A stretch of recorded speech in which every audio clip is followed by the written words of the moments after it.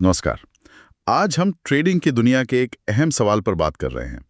ये सवाल ट्रेडिंग असफलता से सफलता का सफर नाम के एक लेख से निकला है कि भाई आखिर क्यों ज्यादातर ट्रेडर्स आधे रास्ते में ही कह सकते हैं हार मान लेते हैं।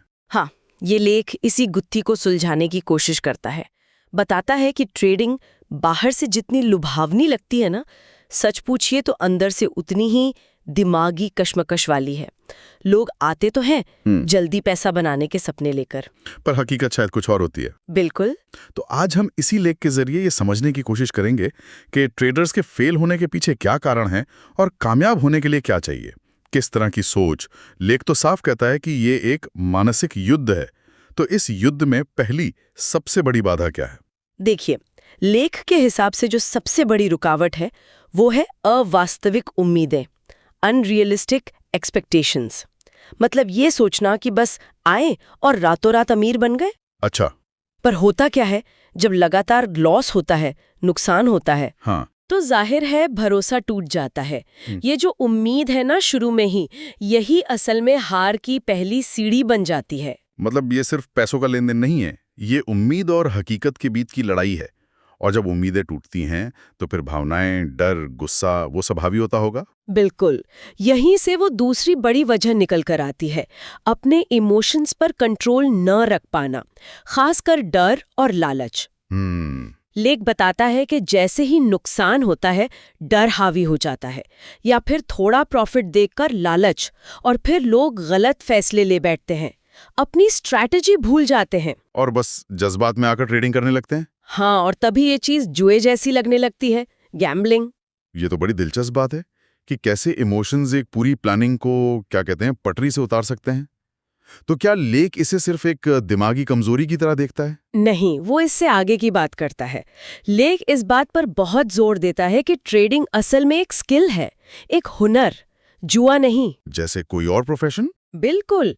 जैसे डॉक्टर बनने में, इंजीनियर बनने में सालों लगते हैं, मेहनत लगती है, वैसे ही एक प्रोफेशनल ट्रेडर बनने में भी टाइम चाहिए, प्रैक्टिस चाहिए, और हाँ, धैर्य, बहुत सारा धैर्य। तो जब लोग भावनाओं में बहते हैं तो वो इस सीखने की प्रक्रिया को, स्किल डेवलपमेंट को अनदेखा कर देते हैं और बस इसे किस्मत का खेल मान लेते हैं। अच्छा, तो मतलब समस्या सिर्फ उम्मीदें या भावनाएं नहीं हैं, बल्कि ट्रेडिंग को लेकर जो एक बुनियादी समझ होनी चाहिए, शायद उसकी भी कमी है। तो फिर इस मानसिक युद्ध से, इन इमोशनल उतार चढ़ाव से निकलकर सफलता तक कैसे पहुंचा जाए? लेख कुछ रास्ता सुझाता है? हाँ, लेख एक बहुत सीधी लेकिन गहरी बात कहता है, जो नहीं रुकते वही जीतते हैं। लगे रहो। बिल्कुल, टिके रहना, हार नहीं मानना। लेख ट्रेडिंग को एक मंजिल के तरह नहीं, बल्कि एक सफर की तरह देखता है, एक जर्नी। और इस सफर में गंभीरता चाहिए, लगातार सीखने की इच्छा, और जैसा मैंने कहा, धैर्य। धैर्य रखना होगा। तो ये सिर्फ स्ट्रैटेजी या टेक्निकल एनालिसिस का खेल नहीं, ये तो एक तरह से धीरज और लगातार सीखते रहने की यात्रा है। सही कहा। और लेख कहता है कि धीरे धीरे यही सफर, ये जो स्ट्रगल है, यही ट्रेडर की असली पहचान बन जाता है।